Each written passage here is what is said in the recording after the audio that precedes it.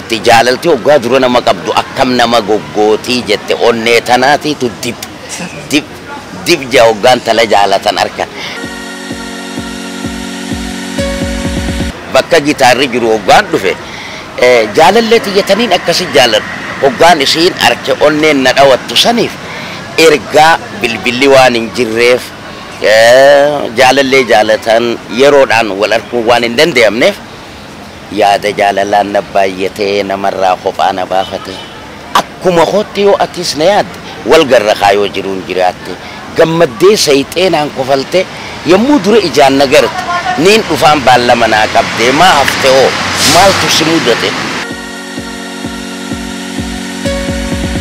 Warri Oromoodhaan dhipho ju'u san waan biroo fixanii Oromoon qurxummii nyaattu faajaani. Maaliif qurxummii nyaanne Oromoon jennaan siidaa guddaa bishaa baara keessa jiru jalaa burqanii waan baaneef isaanii fi Oromoo fi qurxummiin obboleeyyanii faa jechuu turan. Kuni maaligaa hedduu jechoota ja'amuu qabne nama humaanitii qabu biratti nama mirga dhala uumama waaqaa kabaju biratti jecha ja'amuun jenne ka ja'amuutiitu jira. Saniif deebii isaaniin kennu maali? Oromoonni jiruu isaanii fooyyeessuudhaaf naannoo biroo dhaqan hagam takka shalaguudha dandeenya. Tokko Gondar hin jiru, tokko Tigraay hin jiru jechuudha. Waan takka taniin miidiyaa kanarratti ibsachuu fedhuutiitu jira. Isin hin beektan qeyroof qarree jaan miti. Qeyroof qarree jechuun hin taatu. Gurraachaa fi adii keelloodha bifti isaa uumamni ilma namaa kun baay'ee dinqisiisa.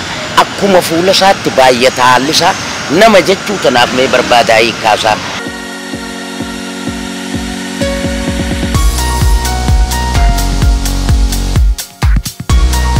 Harka fuunee akkam jirtan daawwattoota keenya.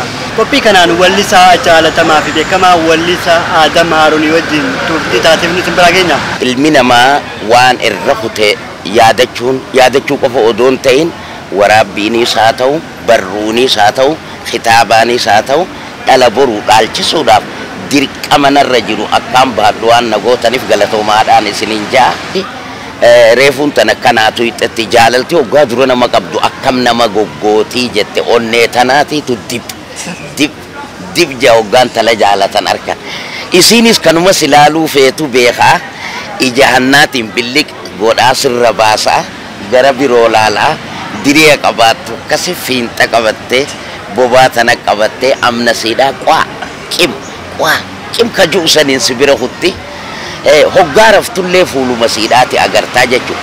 Isaan ammoo yoo gaafatan ni dhooysanii hadaraa fuuldura akkan dhooysinee jaalala isaanii ifaa walabatti mataa ol qabatanii akka himatan shamarran keenyaafis gorsa dabarsa dardara qofaami.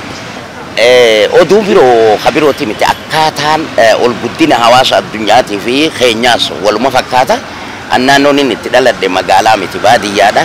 Baadiyyaa keessa taphaa aynaa hundaatiitiitu jira. Achirraa hoggaa qilicii fi utaalloo fi qabsoo tana bira ol kutte hujii qabatama naannoo keetii keessa seenta. Haga xiqqaa tokkoniin qotee akaafaa kana xiqqoniin akaafee dongorri isiniin dongore hoggaa dachiin jabaattee injireen mataana buutu laga darbeetiin biraa badee'a. Eniin dheeyse lagattiin darbeewu. Akkasittiin gara hafuura gurguruudhaa dhufee jechuudha. Mee Adam yeroo jalqaba dardaru yeroo dardarummaa isaatti hiriyoota isaatii wajjin iddoo sirbaa yeroo dhabu akkamitti yaadata arrarra taa'ee waggaa hedduu foto deebi'ee yeroo sirbu Adam akkamitti yaadata mudannooleen jiranoo. Gaariidha yaadannoon ijoollummaadha tadhumtuu miti. Namutu ijoollummaa keessaa ol ka'ee gaammee ta'ee gaammee biroo ol kutee dardaree waan adda addaa keessa seena akkuma ol guddina hawaasa naannoo ati keessa jirtuutiin. Sirba jilbaa jira, shaggooyyee jira, heellee jira, heellamtaa jira, dhawataa jira, rasrasaa jira, kitiree jira. Sirbi aadaa Oromoodhaa hedduudha jechuudha. Kana keessa hanguma xiqqaa tokko malee anceheetiin bakka gitaarri jiru dhufe.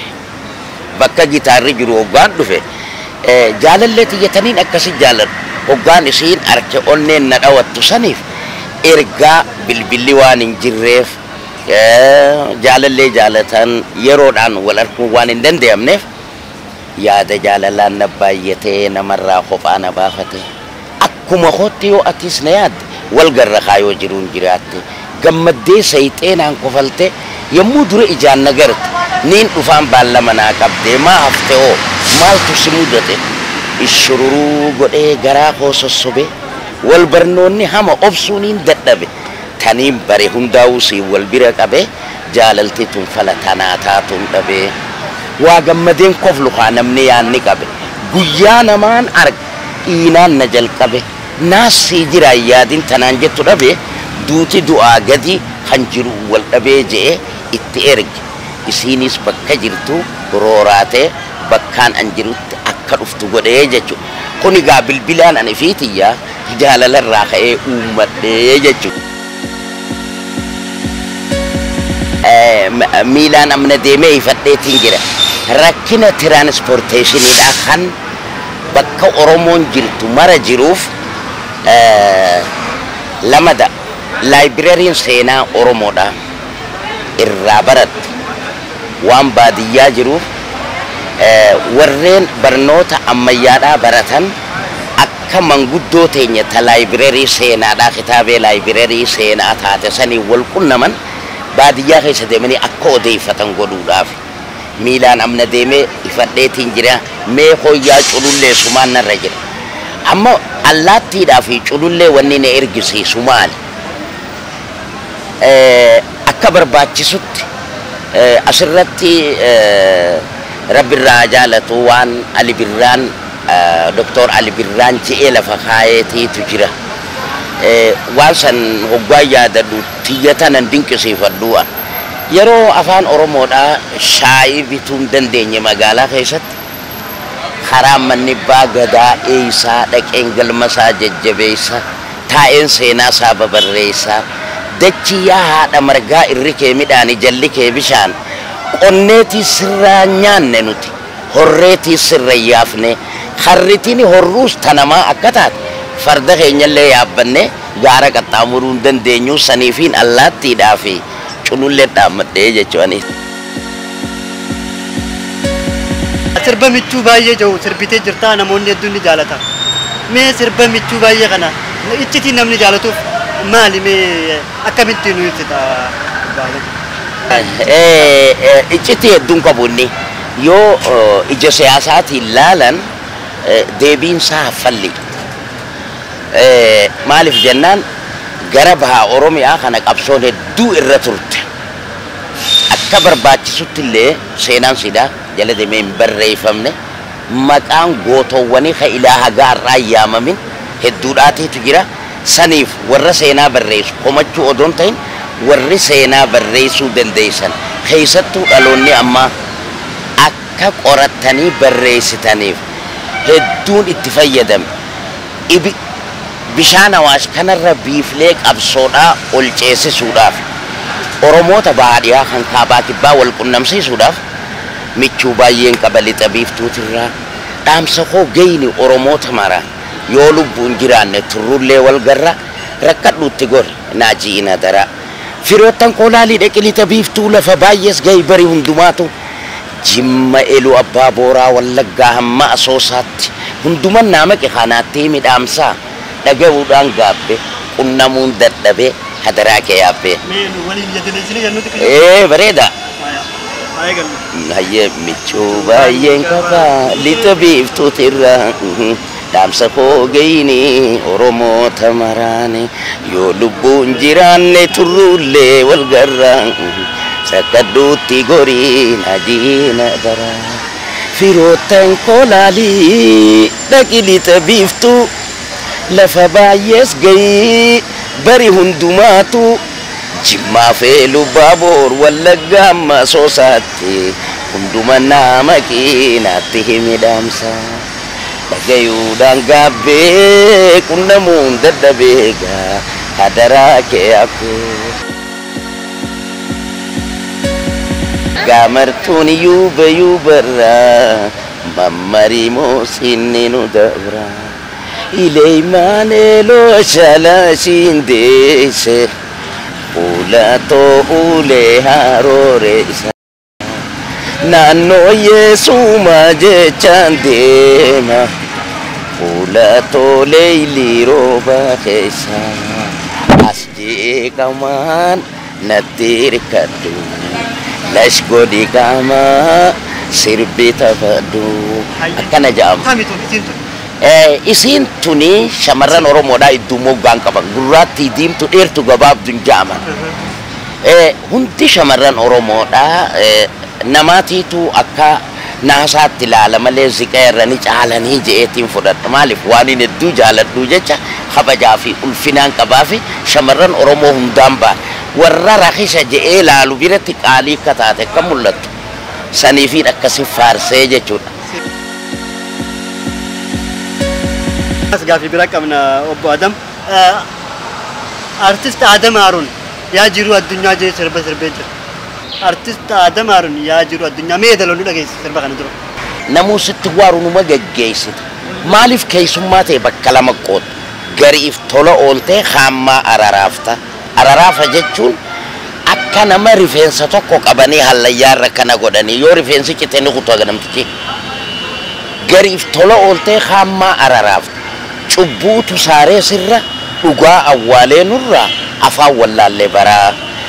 Akkana jechuun maali? Oromoo tana maqaa hedduu kennaafii turan. Oromoon dhiphoodha jedhanii xabbaa beertanyoochi nuun jedhanii yoo dhugaa jirtu warra akkas ju'usan yaada akkasii qabuuf guyyaan miidiyaa harkadhe kana deebisaa kennuudhaan barbaadaa jechuudha. Oromoon gara bal'ina sidhaatiin sirna gadaadhaa qabaachuudhaan waan ilaa haga ardhaan tanaa saayintistoonni ittiin dhaqqabin meeqaatiitu sirna gadaa keessa jira. Ha Oromoon amata 5,000 dura lafa kaayatte.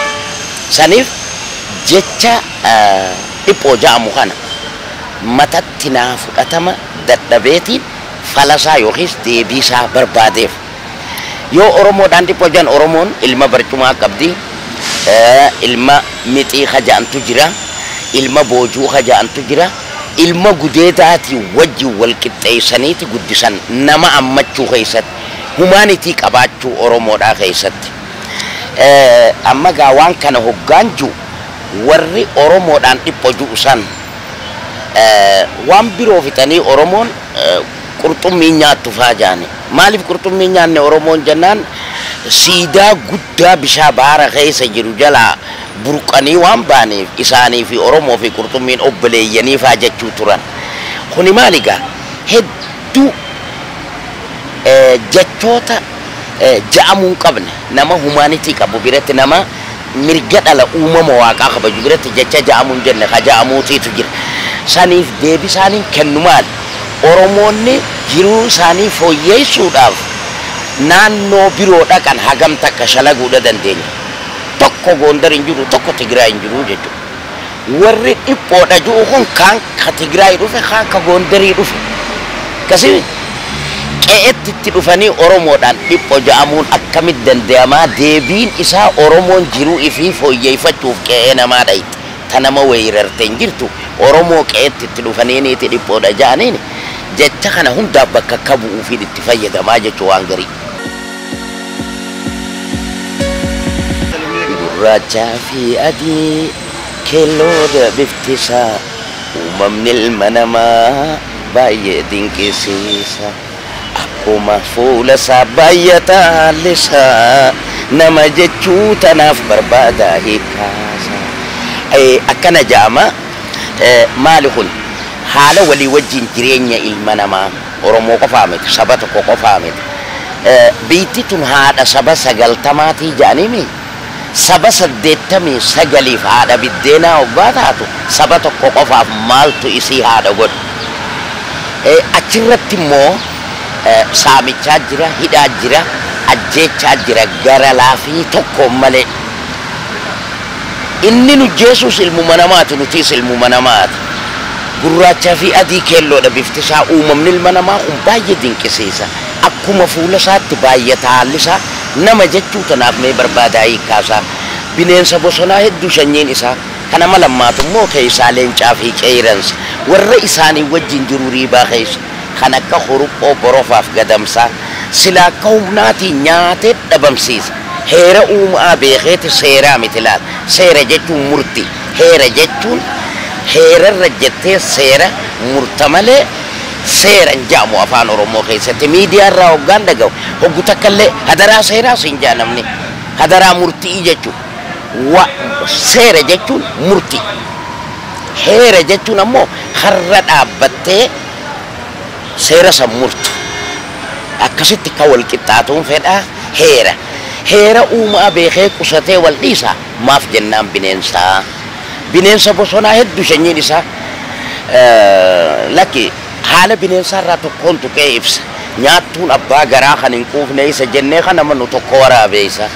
inni nuu nyaata harkatu yuusee waliin labsa obsaan wal eeggatee gamtaan itti marsa gammachuudhaan nyaatee hoflee wal geggeessa namni waliin dheessa nyaata irra wal ajjeesa nama mobbaan garaadhaa dhiiroo duuba waraabeessa amma gaa nama muxabbaqa tokko jecha nama ajjeesu kana qarshii 300 jecha obboleessa isaa ajjeesu kana akkasi bineensaa wajjin yoo wal bira qabde yaaduma waliin jijjiirranne malee nama impaayira Itoophiyaa keessaa aangoo qabna ja'amu kanarra waraabeessaa fi leencaa fi qeerasaa turre jiraa jechuudha. Hariiroo wajjin uummatanii wajjin jiraachuudhaaf maali heera uumaa bulanni kaan heera uumaatti bulu afaan qawween nama bulchaa jechuudha. Akkasii saniifin itti fayyadamu. Waraabonarraa bu'ee ilma namaa kana maqaa hin balleessan namni hamaan nama seenaa namaa nyaatu seenaa obboleessa isaa nama nyaatu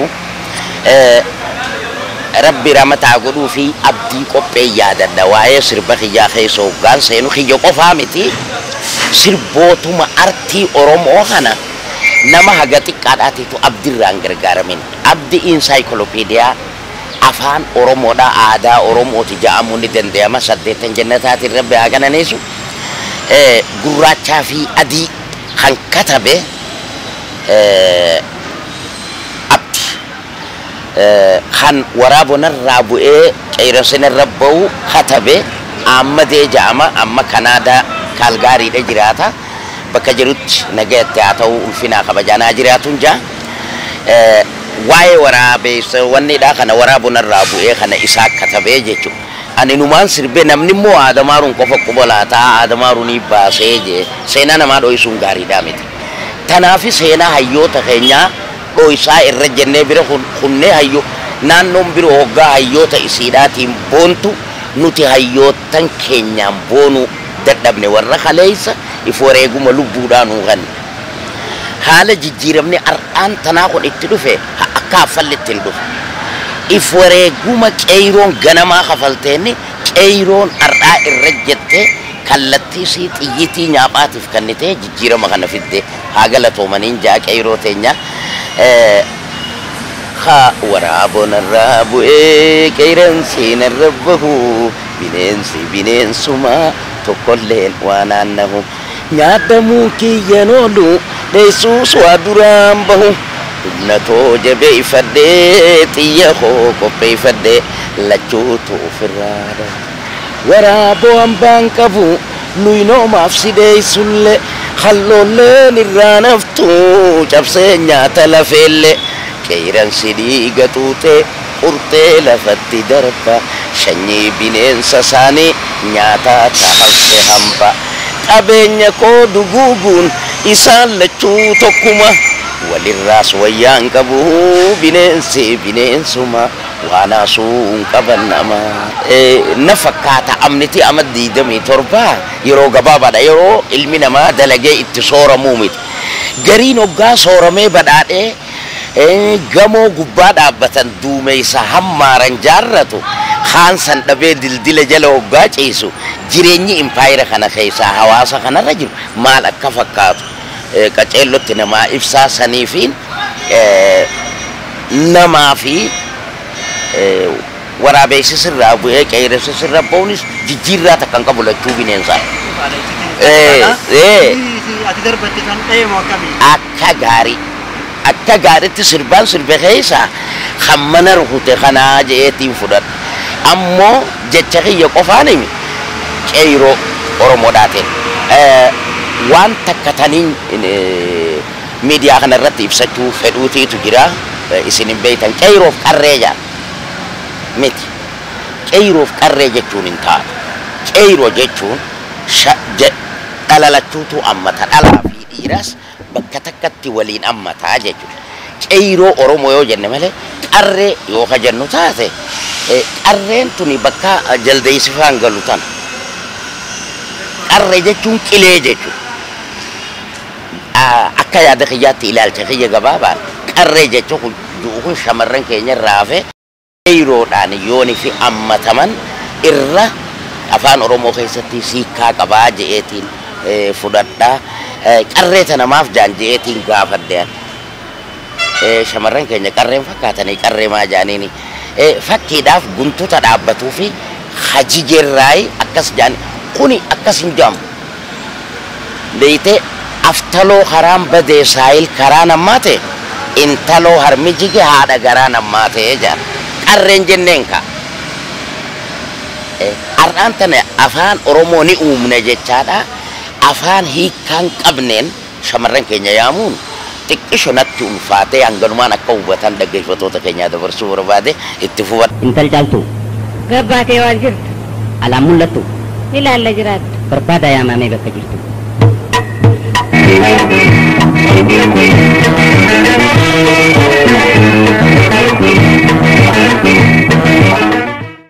Abbaa ibsaadhaa hanqu arrammoo maal si dubbisaa na dhibee hedduu anaalli caaltu ani waa toltuu natti hin fakkaattu tanatti mul'attu tun ati hongartuu awwaattiin garree humaa takkallee hiriyaa heddummaachuu isii malee dubraa dardaraa dhufa oggwaallee jette maali haati waan hayxu hayxee ilmoorraa balooqa ijaa haquu dadhabdee jaan miciyyoon annaaf baratti je'ee mana barnootaatti erge namni karatti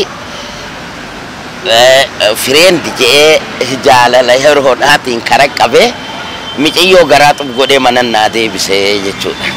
Sun maali wanni kasii mana barnootaa keessatti mana barnoota sadarkaa gaxaanuu fi hamma mana barnoota sadarkaa ol aanuu keessa warri jiran waan kanarraa akka if qusatan obboleettiin isaanii gaaga'amarra buutee barnoota haram murtee firaan wal dhabdee biyyarraa ba'uun if ajjeesuun dawaa dhuganii du'uun waan akkasii san hundaa jira. Wanni akkasii hawaasa keenya idduudha dargaggoo fi shamarran keenya idduudha akka dhaabbattu godhuudhaaf eenyuun katabe kanaas guututti gololummaadha kaaseen isaan aarraa ka'ee hamma baadhaatitti Abdii Maammadii akkasii wal qabsiisee katabee jechuudha. Reefu tuqeetiin jira. Abdii Mahammad wanni niin Abdii Mahammad kana bakka iyyuutti hoggaa miidiyaan naqunname hunda kaasuuf sababaan malee itti miti. Abdii Mahammad duraas jiran akka Abubakar Muusaa Rabbi ramataa godhuu fi harka nyaaphaatiin du'e hayyuu akkasiitiitu jira. Warreen magaalaa keessa jiru kan silaa afaan Oromoo wallaalan hunda sirreessee afaan Oromoodhaatiin akka aadaa isaanii afaan isaanii dagaagsan ka godhe Abubakar Muusaa fa'a jechuudha. Isa booda Abdii Mahammadii fi Mahammad Qopheefaadhaa jechuudha. Namni waa barreessee wallisaan Oromoodhaa akka cimaadhaa deemu godhe. Mahammad Qopheen ni jira bakka jirutti nagayatti haa ta'u. Abdimmoo ni du'ee Rabbi ramataa godhuu fi azalaa isarraa hafte bakka anaa ga'u jecha Abdii Mahammadii akkasi katabe. Anarraa kaasee Rabbi ramataa godhuu fi Almaazii fi Almaaz Tafarraatii fi wanni Almaazii fi Khadiir anaa fi halloo. Anaa fi halloon jalqabne achirratti sirba tokko kanaa katabame andi deetiitu jira. Abbaa caaltuu ta'ee dhiyaadheetiin adeemsa keessa xumura gara dhumaarratti way lubbuuti yesinsinnoytuu bakka takka oolteen bultuu ajaa'ibaa mee namuutu tumbolola moo belbela waa'ee too wallaale yaala yaa dhiiroo nan jejinaa isin hanqutan ja'ani tootuni addunyaa irratti ilmi namaa gocha gaariidhaan beekama saniin adda haalli kan koosa gaggaalummaa gantummaa tanaa taanin siin jaaladhaa dhara booddeen bushaadhaa tanaa taani siifiin godha kurfeeffadheetiin si fuudh je'ee nadhee sossobadhee bareedduu meeqaa fi meeqaan hiree isaanii qarxam godhee sirbiju dhuma aarratti na dhufee jechuudha abdii ta'u bakki tun nan laaltu maaliif abbaa intalaa ta'ee dhiyaadhe kan tala ulfeesse an akkamitti ta'uu danda'a abbaa sakraana na godha kanan sirbu jee dide khadiiriin narraa sirbee jechuudha sanii yaadadhaa kana hunda kan barreessu abdi wanni san namni kaaseta tokko laala malee yoo walii wajjin jireenya hawaasa keenya baadiyyaaf magaalaa dargaggeeyyiidhaa fi shamarran jaarsaa fi jabaabira idduu waan jiru achi keeysan laalte kitaaba gayaa tokko kataban waan sanirraa achumarraa ka'eeti namni kan waa'ee kitaabaa maxxansuudhaas danda'u saniifuu gaabbifa waliigalaatitti kanaan jee isinii deebisaa kana maal seetaa ol guddina teekinooloojiidhaatiin jijjiirama dhufe maali namni amma sagalee qililuu jettu ta uumamaan hin qabne sagalee qillisa uumamaan hin qabne sooftiweerii koompiyuutaraatitti fayyadamuudhaan sagalee bareedduu if keessaa burqisiisa waltajjiirra hoggaafan ammoo sooftiweerii sanitti fayyadamuu waan hin dandeenyeef ni jijjiiramtii sagaleen hay sa gurbaan sirbe kanuma hanga jettu geessaa jechu sa intalte sirbite kanuma ammoo uumamatti wallisoonni dur fakkiidhaaf warra sooftiweeriidhatti ammallee eega guddataniillee itti fayyadamuu hin dandeenye jira akka Dr. Ali Birraa akka Khadir Said akka Fandisee Guutoo nama software itti fayyadamuu danda'u miti kennaa rabbii kennaa waaqaa ti qaban software keessattuu Khadir Saifaan software itti illee dhiyaachuu hin danda'u sirbasaa tokkorraa ni yaadata namuu jabuutitti katabe wallisee software weeriidhatti fayyadamee muuziqaa fi sagaleen duraa waliin laaqamte maaliif uumamaan software kennaa waaqaa namni qabu software amma ol guddina teekinooloojiidhaatiin koompiyuutara irra dhufte tana itti fayyadamuu hin danda'ani zamana keenya dibbee fi giitaara tokko yoo akka markanne orgaana xixiqqaa dhaani sirbaadhaa turre wallisoonni amma immoo ol guddina teekinooloojiidhaatiin wajjin waan dhufaniif ijoollummaas waan qabaniif software irraa yoo if qusatanii wayyaadhaa je'eetiin dhaamsan sagalee uumamaatti yoo fayyadamaniin je'eetiin gorsaa jechuu akka obboleessa guddaa akka abbaatitti softweerii dhiisanii sagalee uumamaatti yoo fayyadamanii aadaa isaanii dagaaguu danda'anii je'eetiin fudhatu.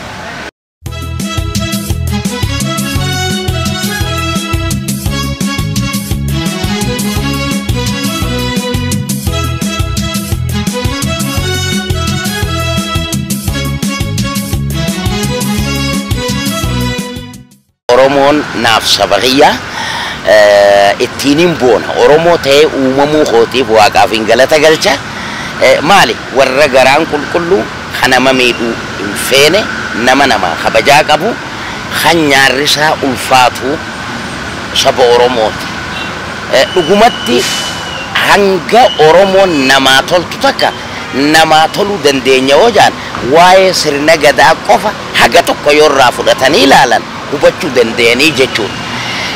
Saniif Oromiyaa ammoo akkamitti ilaalaa yoo ka jettu taate Oromiyaa akkiniin itti ilaalu dachi waan gadhaaban namaa biqilchitu baadhattuu hundaa tajaajiltuu hundaa waan taateef arjoomni siidhaa hedduu bineensa gaaraa beeyladaa manaa ilma namaatii fi waan itti haajaman kuduraa fi fuduraan hundinuu biyyootan ollaa keenyaatiif akka badhaasaatti fudhatanii bakkirraa sooraman Oromiyaadhaa jechuudha. Sirba kanaatiin barbaada.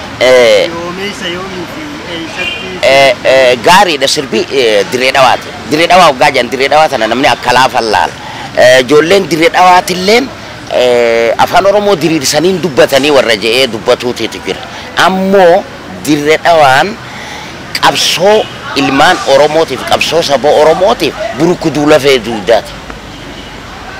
Asirraa jalqabdee jechuudha.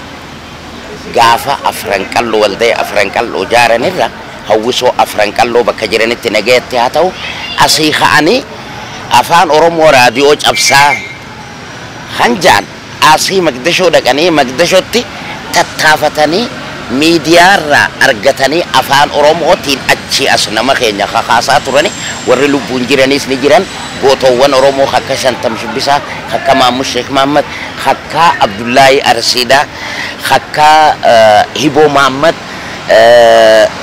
hedduudha achirraa ka'anii Oromiyaa tana bakkiniin itti sirbe asii nin katabe gaafa san harmeetoo yaa haadha gootaa kan nu boonsisu uumaan kee jennaan harmeen teessumtamii jaanii waan shakkan qabanii na gaafatanii harmeetoo Itoophiyaa jii jaanii harmeetoo Itoophiyaa je'ee sirbee jechuudha. Saniif arjoominni isiidhaa hedduu waa baay'ee if keessaa qabdaa nyaadhameen dhumne qaamni kee harmeetoo yaa haadha quufaa kan nu boonsisu uumaan kee gootan keessi falma jira diinin irra gudaan gaafee bisilee citaa gammoojjii qarasaa beeladaan dheeddee filfillee muka gammoojjii gaalaa fi re'een jiraatanii aannanii dhadhaatu jira gammoojjiin tanaan bareeddee yaa seenaa qaalaa jabaraa lalisee bunni daraare gurraacha bosona gaaraa bineensi keessa walore yaa haadha muuzaa fi shankoora waan obsu namni si bare qabbanoytuu lafa baddaani tolte jiruu namaatiif arjoomtuu garbuuf qamadii hedduudha arjoomni keetii gurguddaa birbirsa baddaa angafa bosona keetii bareedaan bineensa gaaraa walorte wenniin gubbatti wenniin tun bifaaf duutii jette Oromoon hoggaa makmaak wenniin qamadiis dur garbuus duraan nyaattu mukarraa firii funaannatti miidhagina bifaatiif jecha kalloo jecha ajjeesanii jechuudha tanaafiin bareedaan bineensa gaaraa walorte wenniin gubbatti jee isii sanillee xiqqishu ajjeesuurraa akka qusatan ergaa qaba akkasitti qabeenya isiin qabdu qaalaa jabara jechuu amma namni keenya beeku afaan arabaa faa seeha manguddoon teenya tabaadiyyaa jirtu immoo ni beekan gammoojjiin gammoojjitti aanee badda daree jedhaniin amma naannoo birootitti badda daree jechuudha. Badda daree jechuun baddaas tan ta'in gammoojjiis tan ta'in iddu galeetti qaalaa jabara jennaan nuti san. Baddaan ammoo baddaadha lafa ol fuudhamtuu qabbanooytuu mukkeen adda addaa biqilchituu garbuu fi qamadii baaqilaa kana biqilchitu ramaddii isiidhaa san akkasi keessa deemuun yoo mana barnootaatillee hireedhaaf harkachuu baatan warri baadiyyaa jiranillee teeppiin xixiqqaan kun ni jira haa dhagayanii yookaan miidiyaarraa dhagayanii haa baratanii jechuudha. Ii deebiseetiin. Jiruu bo'ammaan jirutti yaadannoo sirba kanaatiin akkaataatti sirbite hedduu kabajaa. Kuni gaariidha sirba kana akkiniin itti sirbee hursottiin hidhamee hursoo humna deeggartuu yookaas miseensa adda bilisummaa Oromoodhaati jedhaniiti hursoon na hidhan hursotti hoggaan hidhamu manni hidhaadhaa kun qalama bareedaa adiidha qaba ani cilee qopheeffadhee tolchee qaceelloodhatti harree kaasee harree irratti baala gaarii tolchee baala gaarii gubbaa waraabeessa kaaye jalatti wanni niin barreesse yaa harree waraabeessa borusi nyaachuu ta'u duydarra baadhattee deemtaanii kana gaa eenyu akka ta'e akkana jechuu baadhuus namuuni beekaa jechuudha. Artiin Oromoodha. Artiin Oromoodha bifa waliigalaatitti tajaajilan arkan. Tajaajila hoggaan jiru sabni tokko afaansaa, aadaasaa, heeraaf seerasaa, duudhaasaa guddifatee mul'achuu kan danda'u mootummaa jirturraa deeggarsi yoo godhameef qofa. Akkana hoggaan jiru maal jechuudha? Akka yaareed muuziqaa timirti beet bakka ja'anitti aadaan saba Amaaraa keessatti dagaagaa turte sanitti iddugala handhuura Oromiyaa taate magaalaa Finfinnee keessatti artistoonni jiran artistoota qaqqaalii artistoolleen amma jirtu tun artistoota qaqqaalii dhugatti if wareeguma barbaachisuus sabaaf kafalanii jira garuu bakkatti leenjii godhan hin qaban bakkatti wal mari'atan hin qaban artiin artii dhalaa deemti malee aadaa fi ol guddinni dagaaginsi aadaa afaaniitii fi aadaadhaa bakkatti hin dhaabbatu lakkuma miseensa sabaa ol guddatun haguma teknooloojiin addunyaa ol guddattu ol guddachaadhaa deemaa jechuudha. Kanaaf iddugala dhaba artii Oromoodhaatiif gadda guddaatiitu na dhagayama. Maaliif bishaan ciisu bishaan yaa'uu kaasaa jaanii fuula dura ni taati jedhee ni abdadhaa fuuldurri keenya ifa. Artiin Oromoodhaa dagaagaa deemti jedhee yaada kaan hin kennanne. Dagaagaa deemutti hin jirtu wanjee qabsoo artistoonni amma jiran biyya keessa jiraachaa godhan tana haaluudha ta'a jechuudha. Akka artistootaatiin roga cimaadhaatiif jira. Akkammoo deeggarsa artii biyyaatitti tajaajila mootummaarraan qabdu. Artiin akka ifiin fedhetti sossoohee hawaasa isaatti gadi bu'ee jijjiirama kanaaf deeggarsa qabu. Ummannilleen haala jijjiiramaa kana karaa salphaadhaan akka fudhatu godhuu dandeesse artiin. Har'a xayyaaraan deemaan jiran artiin Oromoodhaa qarqaramteeti Finfinnee keessatti akka nama mooraatti ijaaranii loon mooraa keessa jirutti mooraa keessa jiranii jechuudha. Lamada karaa tiraanispoortiidhaatii miti bakki leenjii qulqulluutti godhan manan qaban meeshaan qaban silaa bakka artistoonni amma jiran qabsaa'onni dhugaadhaa artistoota biyya keessaa odoon bahin qabsaa'e bifa walii galaatitti. Amma namni keenya biyya teenya tana qofaami Afrikuma tanattu nama ala ba'ee biyya alaarraa itti dhufeerra kabajan.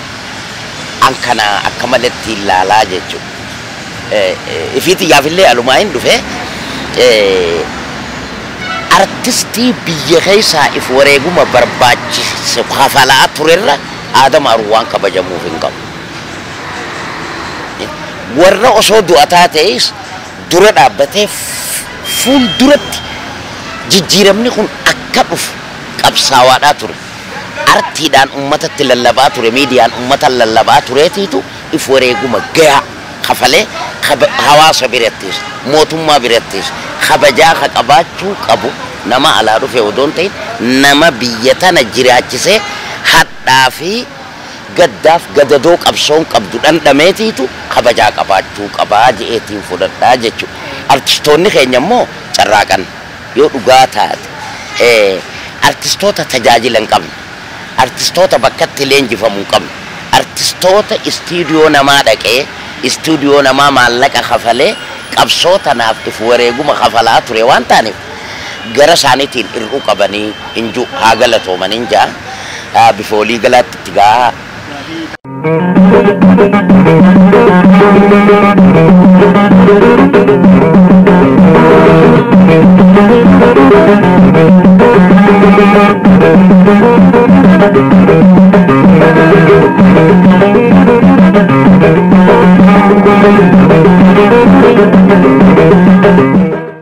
Nama aadaa ifii gallakkise adawwiitiitu dhaalaa jaan.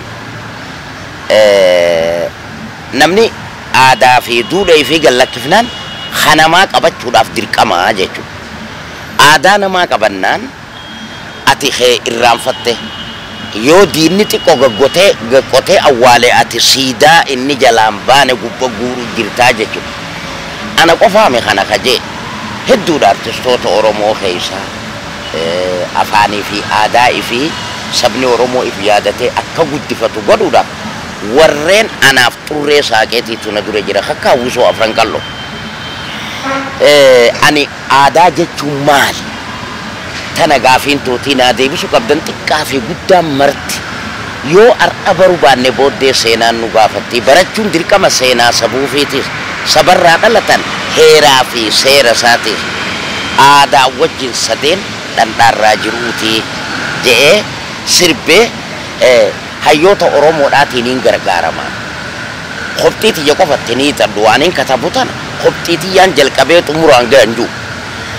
Warreen baratan beekumsa ammayyaadhaatii fi kennaa waaqaa tasammuudhaa qaban hundattiin fayyadaman dhiiran jenne dhalan jenne niin gaadhaan niin mari'adhaanii jechuudha. sanirratti waa'ee aadaadhaa Oromoon aadaa fi duudhaa fi akka gadi lakkifne dhala boruutiif akka dabartu godhuudhaaf aadaa jechuun maalii jee sirbee